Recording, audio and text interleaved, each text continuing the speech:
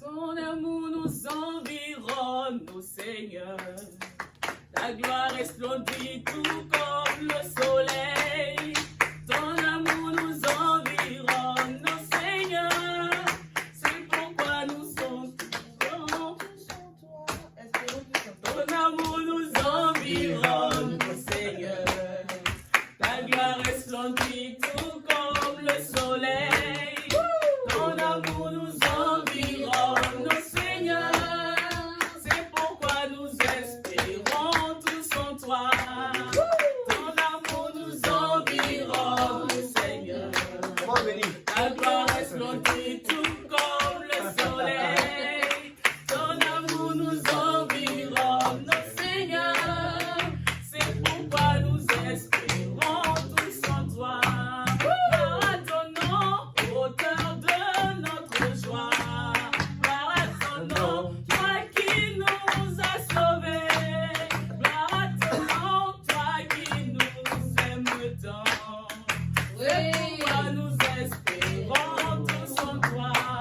Gloire à ton nom, auteur de notre joie. Gloire à ton nom, toi qui nous as sauvés. Gloire à ton nom, toi qui nous aimes tant.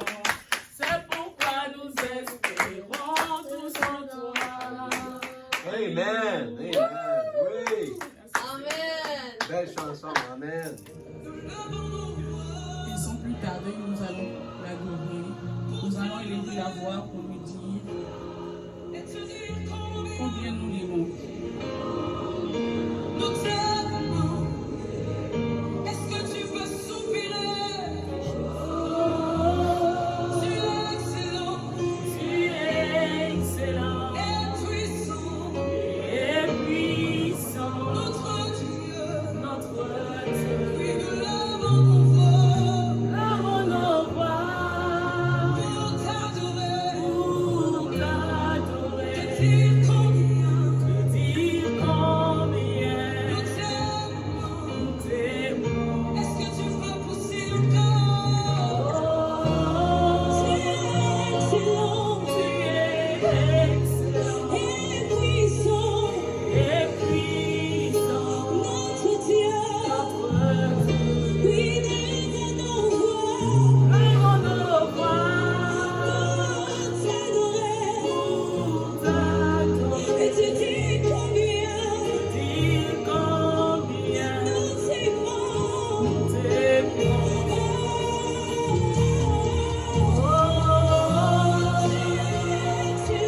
Tu es excellent et puissant, notre Dieu. Lavons nos voix pour t'adorer. Dire combien nous t'aimons.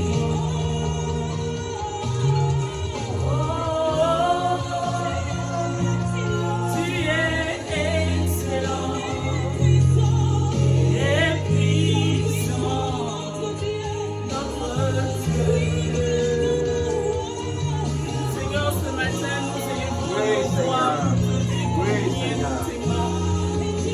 Ce matin, Seigneur, nous élevons nos voix pour te dire combien de fois nous t'aimons, Seigneur. Oui, Dieu excellent, Dieu parfait. Seigneur, sois loué à jamais. Tu es excellent, Jéhovah. Tu es puissant, Jéhovah. Oui, Seigneur. Tu es puissant, notre Dieu. Lavons nos voix pour t'adorer. Dire combien nous t'aimons. Soupirons et rendons-lui la gloire. Que nos soupirs ce matin puissent célébrer notre Dieu. Puissant, notre Dieu. Lavons nos voix Alléluia. pour t'adorer. Oui, Seigneur. Dire combien nous t'aimons. Alléluia. Oh.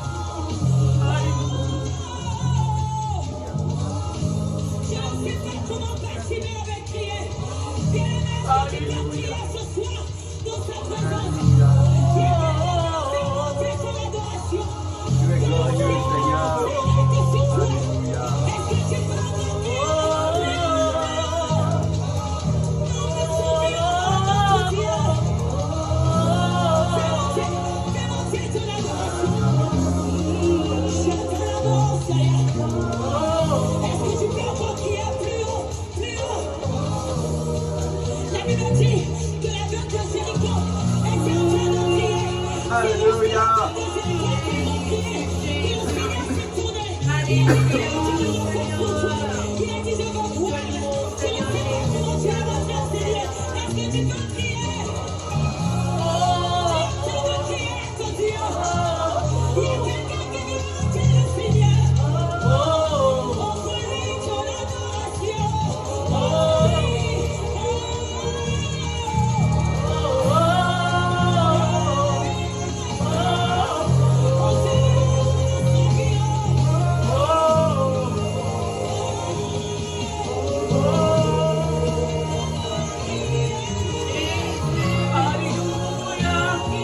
Sois célébré ce matin. Reçois notre adoration ce matin, Jéhovah. Alléluia. Alléluia. Seigneur, nos soupirs t'adorent ce matin. Seigneur, nous te célébrons avec nos soupirs ce matin. Reçois notre adoration, Jésus. Oui, Jésus. Levons nos voix pour t'adorer. Levons nos voix pour t'adorer. Levons nos voix pour t'adorer, Jésus. Levons nos voix pour t'adorer. Levons nos voix pour t'adorer. Levons nos voix pour t'adorer. Alléluia. Alléluia. Pour t'adorer. Nous levons nos mains pour t'honorer. Nous levons nos mains pour t'honorer, Jésus. Alléluia. Pour t'honorer. Nous levons nos mains pour t'honorer. Nous levons nos mains pour t'honorer, Jésus. Nous levons nos mains pour t'honorer. Nous levons nos mains pour t'honorer. Nous levons nos mains pour t'honorer, Jésus. Publiera mes louanges. Bien-aimé, il parlait de toi. Il parlait de moi. Il savait qu'il y avait une génération d'adorateurs qui allait se lever dans cette saison. Est-ce que tu peux véritablement élever tes mains pour honorer le Père, pour t'honorer? Oui, Jésus. Jésus, Oui, pour Seigneur. t'honorer. Vraiment Père. Est-ce que nous pouvons le dire encore plus? Jésus, nous levons nos mains pour t'honorer. T'adorer. Nous levons nos mains pour t'adorer. Nous levons nos mains pour t'adorer, Jésus. Touche-moi, Je lève mes mains, touche-moi, je lève les mains. Alléluia. Touche-moi, Jésus. Alléluia. parce que là où il y a la gloire, la maladie ne peut pas résister. Je ne sais pas si tu as fait tous ces jours, depuis vendredi tu étais là, samedi et le dimanche tu étais là ce matin. Oh Seigneur, dans sa pensée, dans lorsque tu viens, non pas pour commander, lorsque tu viens, simplement pour adorer, ne l'écoute pas, te laisser adorer en étant malade. Il ne peut pas te laisser adorer en étant dans le péché. Comment simplement dire, je lève mes mains. Lève mes mains, touche-moi, lève mes mains, touche-moi.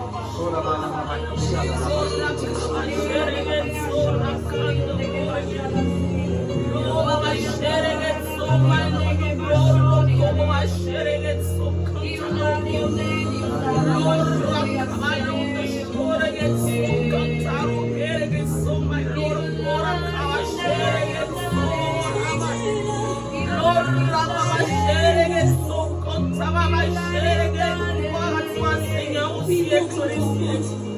Il Qui s'agit peut de donc se reconnaître. comparer à toi, Elohim? Alléluia. Alléluia. Alléluia. Alléluia. Alléluia. Alléluia. Alléluia. Jésus. Alléluia. Tu es béni, Seigneur. Alléluia. Alléluia. Jésus, Jésus. Prosternés, nous confessons, tu es Dieu, en ce lieu. Amen. Oui, Jésus. Prosternés, nous confessons, tu es Dieu, en ce lieu. Prosternés, nous confessons, Confessons. tu es Dieu, en ce lieu. Prosternés, nous confessons, tu es Dieu, en ce lieu. Je m'attends à toi. Oui, Seigneur. Tu es tout pour moi. Éclairé de ta présence, prosterné, adorant, prosterné, nous confessons, tu es Dieu, en ce lieu, prosterné, nous confessons,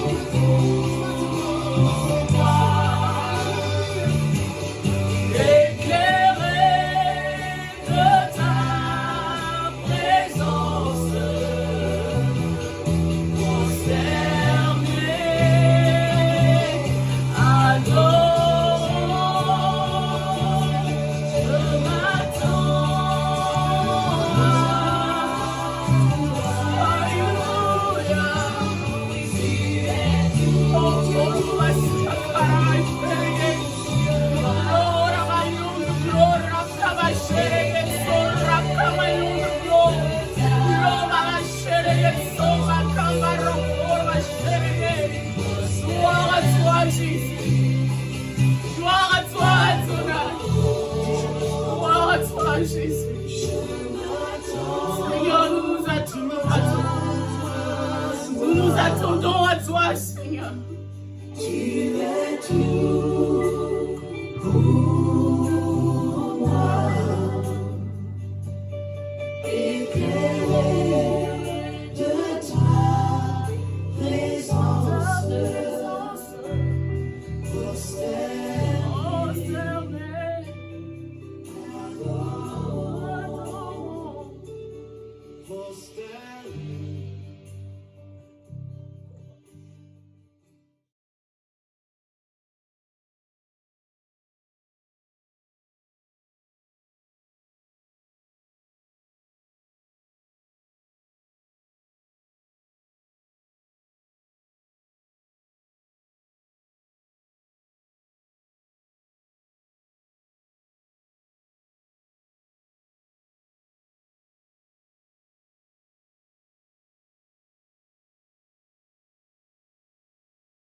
Bonjour tout le monde, alléluia. Je suis si content que vous êtes avec nous ce matin. Je vais continuer un matin sur la série Créée en son image. Alléluia. Savez-vous qu'on a été créé à l'image de Dieu, à sa ressemblance?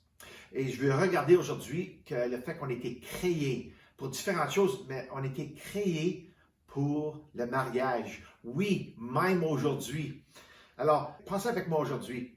Dans quel jour vivons-nous? Alléluia! Il se passe des choses incroyables dans ce monde.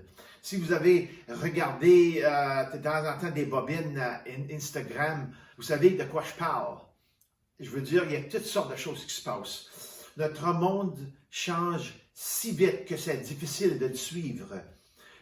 Que ce soit quelque chose de bon et de productif pour notre société, il y a toutes sortes de choses qui changent. La technologie ou quelque chose même qui est mauvais, visant à démanteler le cœur même de ce qui rend une nation forte et prospère pour tout le monde.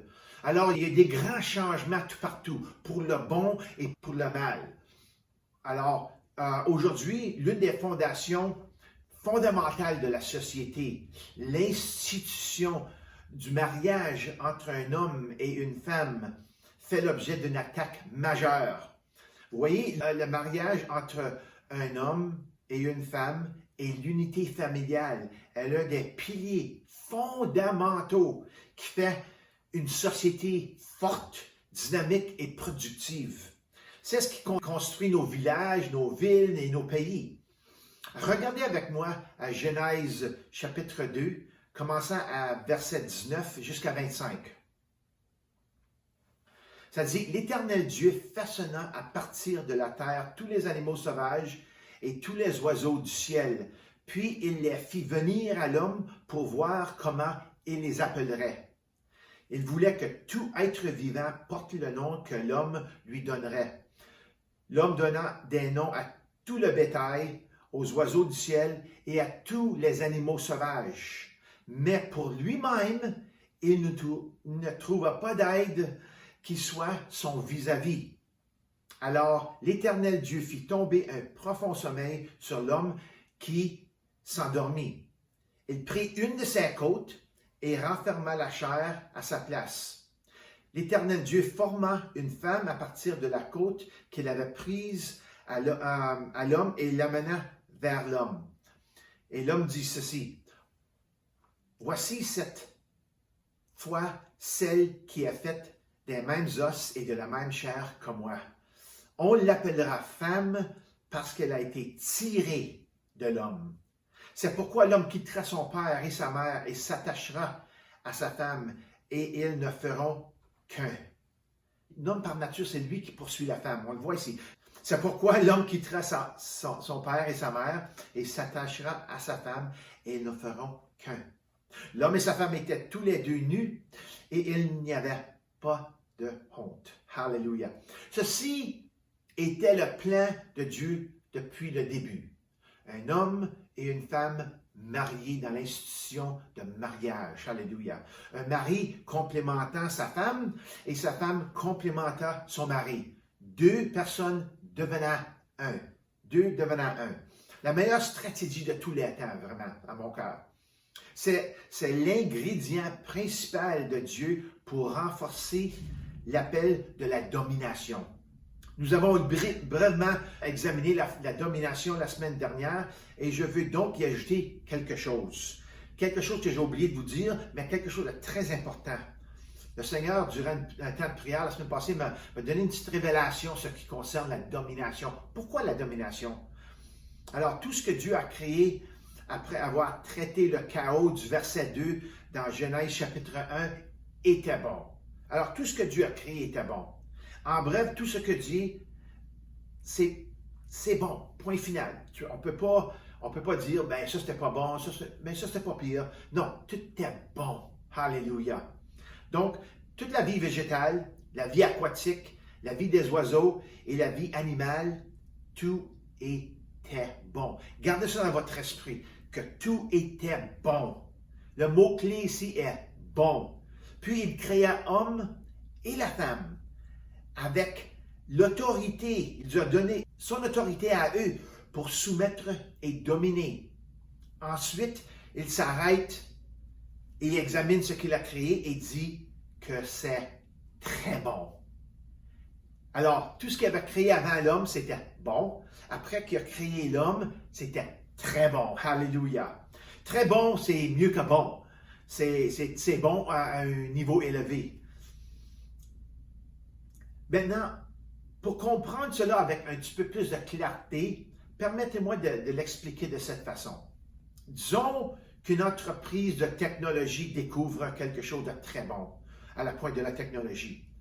Elle fera de grands efforts pour le garder en sécurité.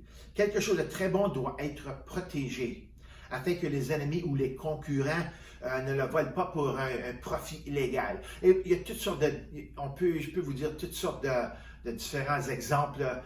Alors, mais vous comprenez que le bon, il faut qu'il soit protégé. Alors, dans ce monde-ci, il y a un diable, OK? Soit que vous le croyez ou ne le croyez pas, il y a un diable. Et il vole, il tue, il détruit, il ment, il trompe et tente l'humanité de faire de même.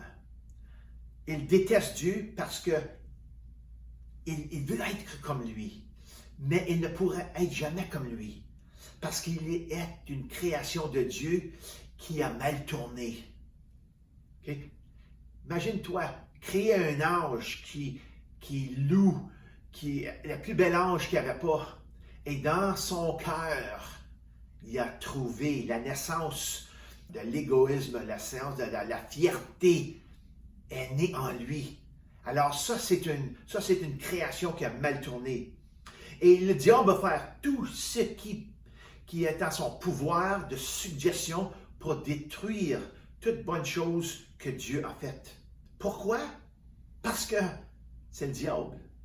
C'est le PDG du mal. Et il est un faiseur de mal en tout temps. Il n'y a rien de bon en lui. Il n'y a rien de bon. Dieu est bon, le diable est pas bon. C'est l'auteur du mal. C'est son travail et il aime le travail. Il aime détruire ce qui est bon, pur et saint. OK, assez de parler à propos de ce salaud-là. Là. Alors Dieu créa l'homme et la femme. Il a donné le pouvoir de soumettre et de dominer sur tout ce qu'il a créé. Vous avez-vous déjà demandé pourquoi nous avons été donnés l'autorité pour dominer?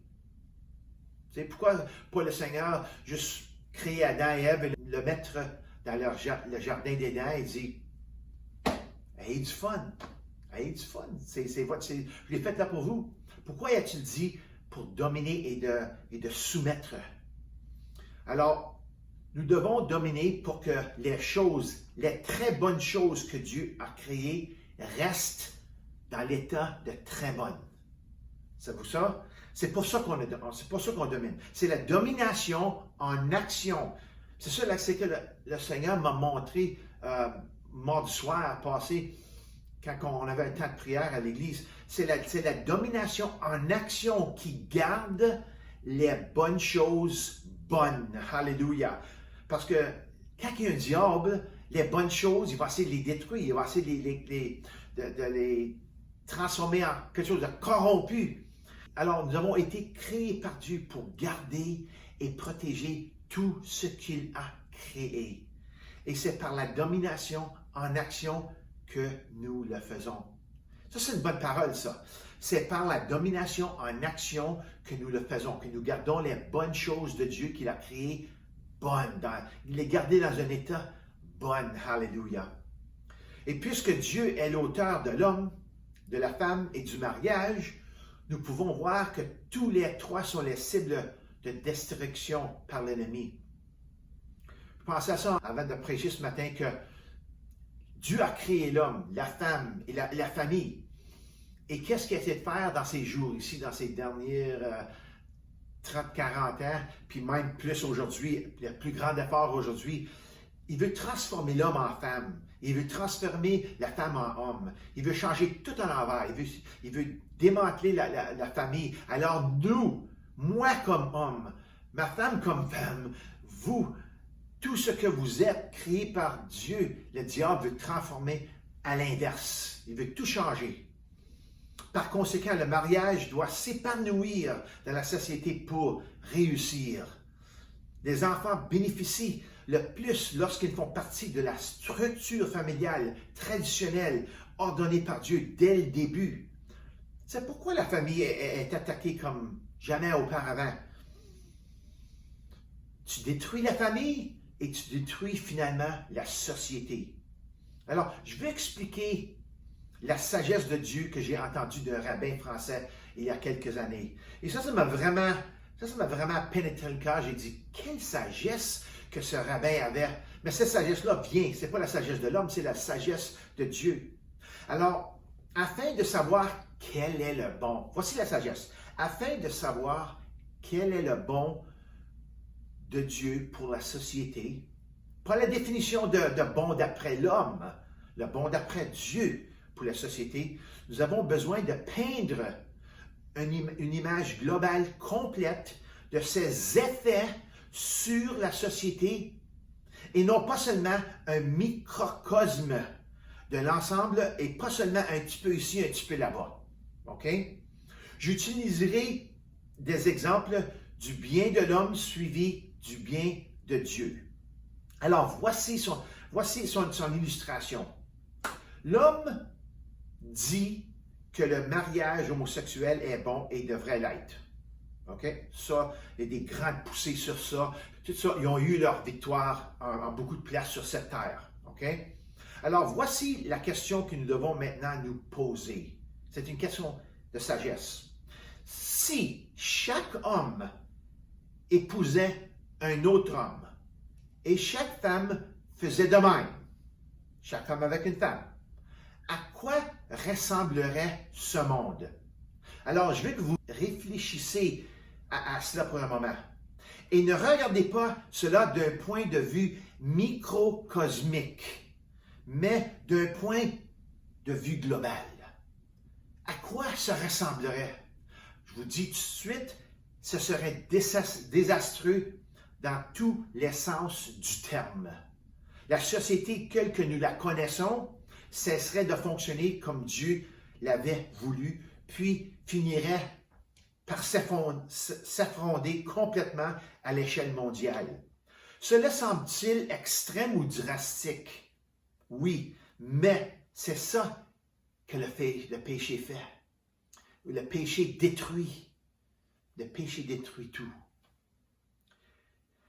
Qu'en est-elle de la jalousie? Si tout le monde serait jaloux, en colère, si tout le monde serait en colère, ou si tout le monde volerait ou dirait des mensonges, et si tout le monde faisait ça, imagine-toi, à quoi ressemblerait ce monde?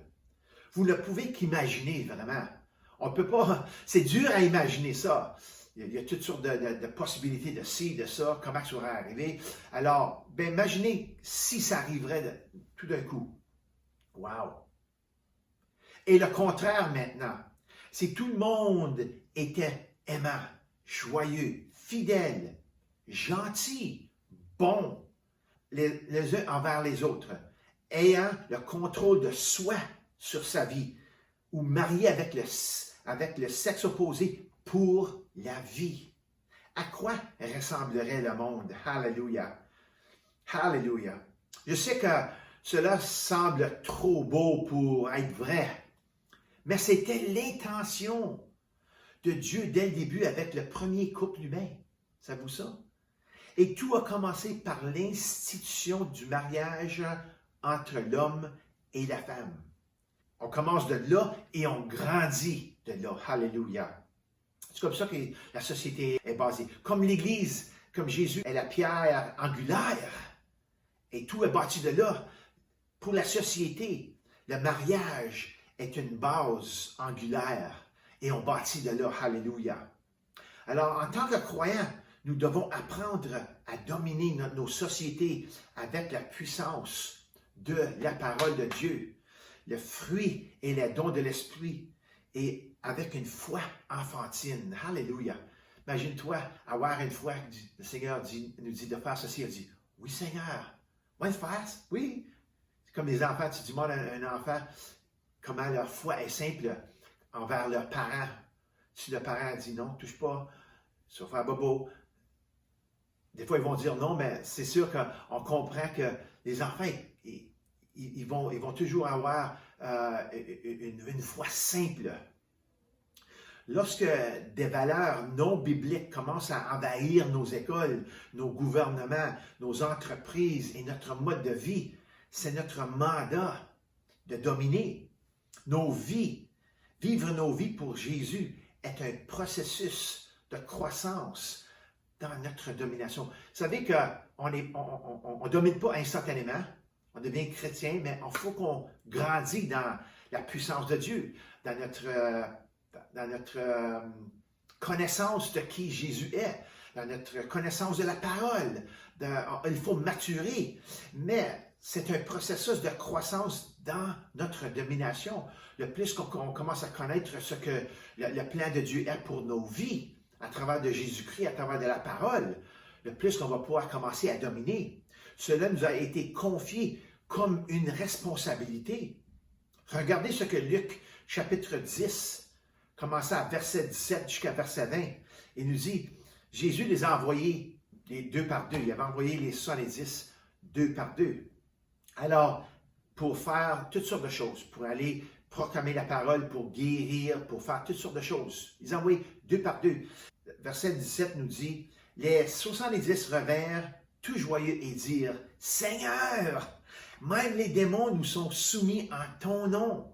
Jésus leur dit, je regardais Satan tomber du ciel comme un éclair. Alléluia. Tomber. Pouf. Voici ce que je vous ai donné. Voici, je vous ai donné le pouvoir de marcher sur les serpents et les scorpions et sur toute la puissance de l'ennemi. Et rien ne pourra vous nuire. Cependant, ne vous réjouissez pas de ce que les esprits vous sont soumis, mais réjouissez-vous de ce que vos noms sont inscrits dans le ciel. Alors, c'est important de savoir que nous avons la puissance. Mais le Seigneur regarde le fait qu'on est sauvé, le fait que quand on est sauvé, nos noms sont écrits dans le ciel. Alléluia, sont inscrits dans le ciel. Alors, c'est important de savoir que nous avons la puissance de Dieu dessous les scorpions et toute la puissance de l'ennemi. Alléluia. Et quand on est dans la soumission de Dieu, alléluia, quand on est dans l'obéissance de Dieu, l'ennemi ne peut rien faire à nous. Alléluia. Ça dit ici, et rien ne pourra vous nuire. Merci Seigneur. Alléluia. Merci.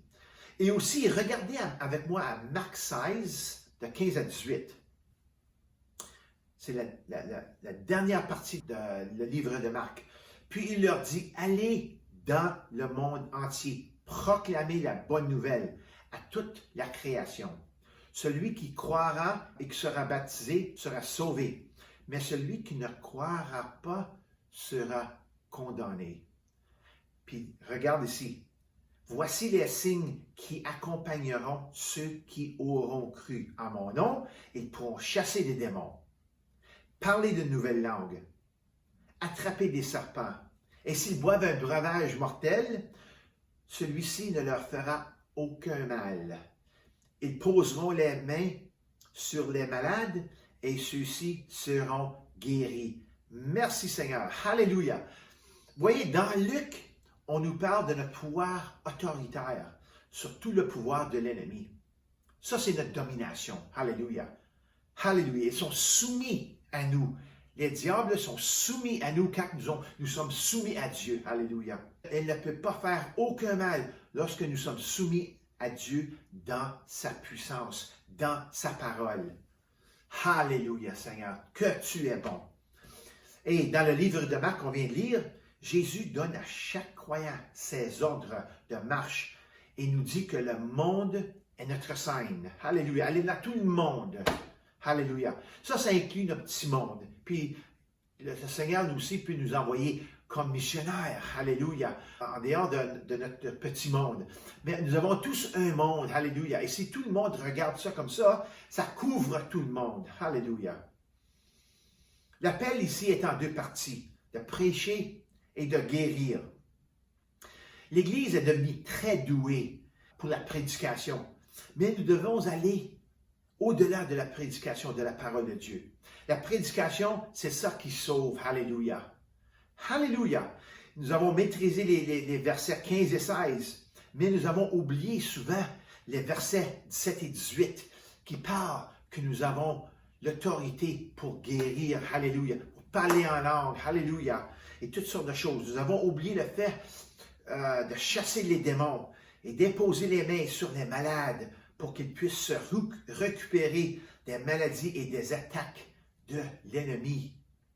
Vous voyez dans le livre des Actes, chapitre 10, verset 38, Luc écrit, parce que c'est Luc qui écrit le livre des Actes des Apôtres, Luc écrit, « Vous savez comment Dieu a déversé une onction du Saint-Esprit et de puissance sur Jésus de Nazareth, qui allait de lieu en lieu en faisant le bien et en guérissant tous ceux qui étaient sous la domination du diable, parce que Dieu était avec lui. » Alléluia. Nous aussi, nous avons l'habilité par l'onction du Saint-Esprit. Savez-vous ça? Que Dieu nous a donné la puissance. Alléluia. Oui, nous faisons des bonnes choses, mais nous devons aussi tous rappeler de guérir les opprimés en cours de route. On fait des bonnes choses, c'est sûr. On aide le monde, on prie pour eux, on fait toutes sortes de choses, mais il y a un niveau ici de plus sérieux. OK? Ça va demander du temps et du travail et de l'effort. Prendre le temps de faire du bon et de chasser des démons et de guérir les malades, ça prend de l'effort et du travail d'un chrétien. Okay? Il faut de l'engagement et un cœur disposé pour faire ces choses sérieuses. Vous savez que toutes les choses que Jésus a faites, c'était quelque chose de sérieux. Imagine-toi, un homme aveugle, un homme qui était sourd, un homme qui ne peut pas marcher. C'est toutes des choses sérieuses pour la personne. L'ennemi a fait des choses sur cette personne. Il détruit le corps humain. Alors, c'est Jésus qui est venu pour nous montrer comment on peut guérir le monde. Alléluia. Par la parole de Dieu, par la foi. Alléluia. Il faut savoir qui on est en Jésus-Christ. Il s'agit de faire de notre monde une meilleure endroit pour vivre. Le même principe peut être appliqué au mariage. Après tout, un mariage fragile, fait pour une fondation fragile, à la maison et dans la société. Alors, que faut-il faire pour avoir un mariage solide et sain? Un mariage où l'homme et la femme profitent de leur mariage sans regret. Alléluia. Il y en a qui rentrent dans leur mariage, puis après un bout de temps, ils sont plus contents, ils ne veulent plus, ils se divorcent. Alors, un mariage où l'homme et la femme profitent de leur mariage sans regret, comme tout ce qui nécessite de l'effort et du travail, résolu pour réussir et pour s'épanouir, un mariage le nécessite aussi. Et lorsqu'un mariage réussit et prospère, notre société prospère. Alléluia. Alors, voici quelques pépites qui sont utiles. Alléluia. La première chose, je veux regarder à 5 choses-ci, juste très vite. Mais je veux que vous les gardez à cœur, couple marié, OK? Soyez des adorateurs. Croyez en Jésus-Christ. Adorez-le et soyez des serviteurs fidèles. Un couple qui reste ensemble dans la parole de Dieu, dans la prière, alléluia, dans l'Église, c'est ça qui va renforcer le mariage le plus, alléluia. Alors soyez des adorateurs, louez le Seigneur Dieu, alléluia. Faites-le le premier dans votre vie. Une autre chose, c'est soyez amoureux, restez intimes pour rester fidèles les uns envers les autres. Alléluia. Quand vous êtes intime avec l'un et l'autre dans le mariage, vous allez rester fidèles. Alléluia. Puis ça, c'est un dérivatif d'être fidèle, être intime avec Dieu. On ne va jamais se divorcer du Seigneur, si on peut le dire comme ça. On va toujours en vouloir d'autres. Alors, l'intimité, c'est quelque chose qui est très précieux dans un mariage. Alors, soyez amoureux envers un et l'autre. Alléluia. Une autre chose, c'est soyez des parents. Être un parent qui réussit est probablement la plus grande réussite de la vie, comme du fait que tu achèves quelque chose. Alléluia. Quand vous voyez vos enfants grandir de petit jusqu'à un adulte, pour les voir eux autres se marier, pour les voir eux autres dans l'Église, pour les voir eux autres être adorateurs de Dieu, alléluia, qui aiment Jésus, alléluia, et se trouve une épouse qui fait la même chose, alléluia. Si on peut faire ça comme parents, emporter nos enfants dans une place où ils vont suivre dans nos souliers, alléluia, c'est très précieux. Soyez amis, ok? Ne laissez pas votre meilleur ami être quelqu'un d'autre que votre conjoint. Les hommes, même les femmes, on a tous des amis. Mais que ton ami, le plus grand ami que tu as, soit ta femme ou ton mari. Ça, c'est très important. C'est très puissant, ça. Et la dernière chose, c'est soyez partenaires. Naviguez dans votre vie de couple dans un partenariat de confiance et de communication. Il faut avoir confiance et il faut communiquer avec notre conjoint, notre mari, notre époux. Alléluia. On fait ça ensemble. Alléluia. On va en vacances ensemble. On fait ci ensemble. On fait ça ensemble. Alléluia. C'est sûr il faut toujours avoir un temps par soi-même, mais il faut avoir un partenaire qui est fort. Alléluia. Alors, en conclusion, ce matin, je vais vous donner un petit peu de sagesse conjugale ici. Une petite affaire ici, j'ai trouvé ça dans mon ordinateur qui était très, très puissant, je trouve. Chaque fois que vous avez tort, admettez-le. C'est ma faute. Chaque fois que vous avez raison, taisez-vous. Bonne chose, hein? Allez-y pas dire, ah, je t'ai dit. Oh, des fois, je veux dire ça, moi. Des fois, tu sais, on veut le dire, mais, montez votre langue. Chaque fois que vous avez tort, admettez-le. Et chaque fois que vous avez raison, taisez-vous. Alors, un autre affaire avant qu'on finisse ici. Ce qu'il ne faut pas acheter. Ça, c'est pour les hommes ici, OK?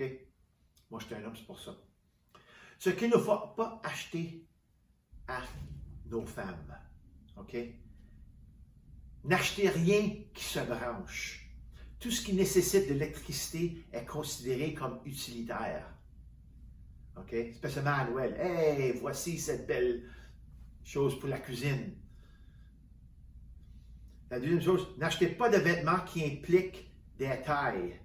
Les chances sont 1 à 7 000 que vous allez avoir sa bonne taille et votre femme sera offensée les autres 6 999 fois.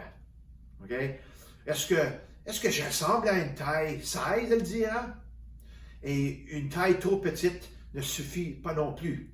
Je n'ai pas porté de taille 8 depuis 20 ans. Alors, oublie acheter du linge qui implique des tailles. N'achetez rien qui implique une perte de poids ou une amélioration de soi. Elle percevra une adhésion de 6 mois à un centre diététique comme une suggestion qu'elle est en surpoids. Alors, si tu dis, tiens, va-t'en au gymnase là, pour 6 mois, là. Si tu fais ça, là, elle va dire quoi? Tu penses-tu que je suis grosse? Tu penses-tu que je suis grosse? Ça, t'as m'insulter, là? Et puis aussi, n'achetez pas de bijoux. Les bijoux que votre femme veut, vous ne pouvez pas le permettre. Et les bijoux que tu peux le permettre, elle n'en veut pas. Aide-moi, Jésus. Et les gars, ne tombez pas dans le piège traditionnel d'acheter ses sous-vêtements en dentelle. Non. Votre idée du genre que votre femme devrait porter et ce qu'elle porte réellement sont très, très différentes. Ça, oublie ça. OK? Et finalement, ne dépensez pas trop. Comment pensez-vous que nous allons nous permettre cela? Elle demandera. Mais ne dépensez pas trop peu aussi. OK? Soyez pas cheap, là. Elle ne dira rien, mais elle pensera. Est-ce que c'est tout que je vaux? Alors, quand ça arrive à acheter quelque chose, moi, je dis à toujours à ma femme, c'est quoi que tu veux? C'est quoi que tu aimerais savoir? C'est quoi qui tu as vraiment le désir pour? Et quand ça arrive au linge, je dis, viens t'en aller, on va faire du magasinage. Tu pourras choisir qu'est-ce que tu veux. C'est ça la sagesse. C'est ça ma sagesse. Alléluia. Ce n'est pas facile. Le mariage qui raffine les hommes et les femmes en un seul est toujours au sommet de la liste de Dieu dans le véritable développement d'une société qui est forte, qui est bonne. Alléluia. C'est une institution de Dieu qui transforme, ça c'est un miracle vraiment, 2 mentalités distinctes et les rassemble en une seule. Alléluia. Merci Seigneur pour l'institution du mariage. Nous avons été créés pour être mariés. Alléluia. Alors j'espère que cette parole vous a béni et réfléchissez sur ce que j'ai dit ce matin. Alléluia. Ça va être un bénéfice pour vous. Alléluia. Alors prions. Merci Seigneur pour l'institution de mariage. Alors je te remercie Seigneur, moi-même, Seigneur, pour Sylvane. Et je demande Seigneur que tu nous renforces. Et tu renforces Seigneur tous les mariages. Alléluia. Que tu leur donnes Seigneur une onction spéciale pour aller à travers Seigneur les temps durs. Alléluia. Que tu leur aides Seigneur à s'aimer les uns les autres, à se renforcer, à être amis Seigneur, à être des partenaires, à être amoureux Seigneur. Alléluia. Alléluia. Le mariage est important entre l'homme et la femme. Alors, Seigneur, bénis cette institution de mariage au nom de Jésus. Alléluia. Alléluia. Bon, je vous remercie encore d'être avec nous. On va se revoir la semaine prochaine. À Jésus.